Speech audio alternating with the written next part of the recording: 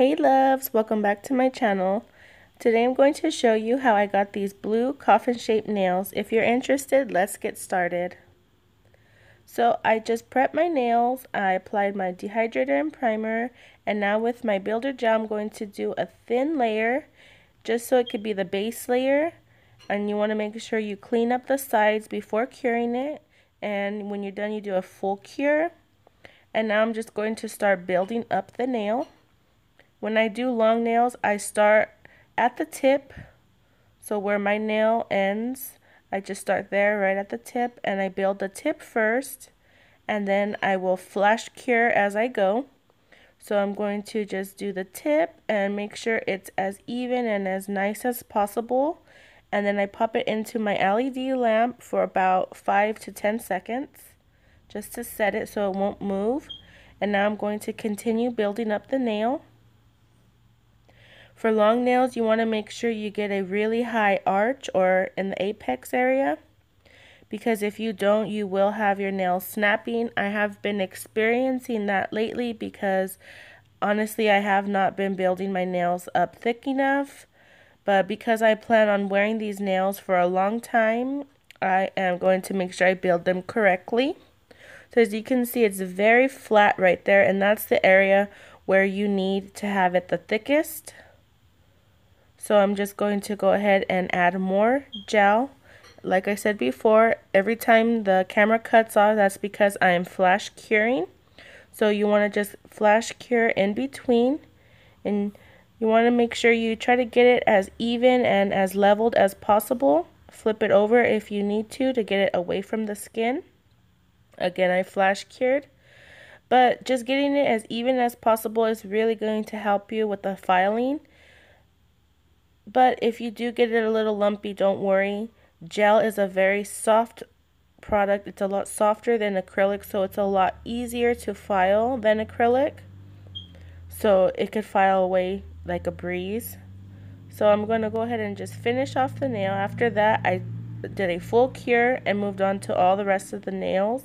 Did a full cure on all of them, filed, shaped, and buffed. And now I'm going to go in with these two polishes. Sorry, this one I don't have the name for. And I'm just going to start polishing my nails. I already had the idea of what I wanted to do in my head, so I'm just going off of that. I just sketched it all out on a piece of paper. So I'm just going to go ahead and follow the design that I had planned. And I want to wait. When I mix the colors, I want to wait a little bit for them to dry so that the colors don't mix together. So on the ring finger and the pointer finger, I wait a little bit, and then I go ahead with the second color. And I also do 2 coats to every color I did. I just did it off camera to save some time.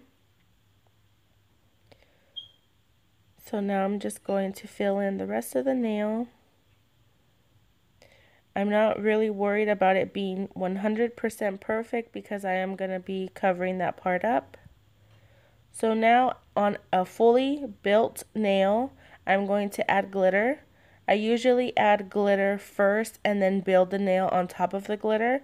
But because I want it to be easier to file the glitter away when I change designs, I wanted the glitter at the top. So that's why I did it this way. So since it's a very fine glitter, I just pressed it into the nail. It lays super flat, and I just basically painted a top coat on top. I did 2 coats on top of this. You can use gel polish, but I just used my builder gel because that's what I have.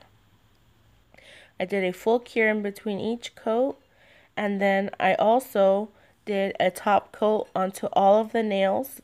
Right here at this step, I top coated everything before I added more of the art. Just in case I mess up, I can go in with acetone and clean it up and it won't be a problem. So here I'm just adding some leopard print, cheetah spots because I adore leopard print, cheetah print. And here I'm just going to add some stripes. And if you can see how sloppy I do the stripes, that is okay. Don't worry about it, because I do on this same brush take some acetone and clean it up, which I will be showing you in the next shot. So if you do get a little bit crooked lines, don't worry about it. Now you can see me cleaning up, and it cleans up really good. That is why I did the gel top coat on top of the polish, in case I needed to go in with acetone, and it works great. So on this side, I'm just going to be filling the lines all the way, making sure they go all the way across, cleaning up any little areas. So you see me, I'm going back from acetone to polish, just cleaning up and adding polish wherever I need it. Now to that, I'm adding some blue just to the whole top part. And to that, I do add another coat, but off camera again. And here you see me just adding the little leopard part to the little dots. And I'm using the blue polish, that way it just all matches. And then I let that dry. While it's drying, I move on to add the art to my other nails. So I received this huge charm from Rosita Kale, also known as Nail Art Queen, and I absolutely love it. I've been holding on to it for a while, and I thought that it would go perfect with this set. So I'm going to be using that. I stuck it down with Builder Gel, and now I'm going to add these 2 blue rhinestones. And to the blue rhinestones, I'm going to be adding kind of like a necklace of the small, tiny AB rhinestones. So I just added them all going like the same way into the V. And then after that, I fixed them up so they were even, and then I did a flash cure so they wouldn't move, and I just repeated the step.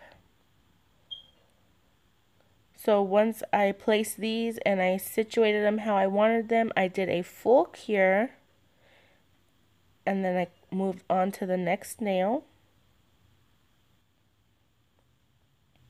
So here I'm going to be adding these micro bead chains. So if you can see how I'm doing it, I'm just stringing the gel across. That is because it creates like a border around. When you sink the chain into it, the gel goes all the way around it on both sides. So it, like, I don't know how to explain it. It covers it very well instead of just doing a thin layer of gel how I have before. I like the string method because it fully secures your art. You won't have anything moving or slipping. So I do the same thing right here on this finger with the micro bead chain, and I add some of the little rhinestones again.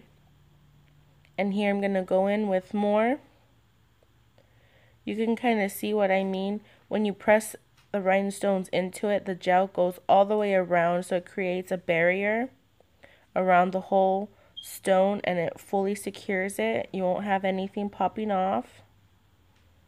And that's it. I did the same thing as the pointer finger to the pinky, just in reverse around the cuticle.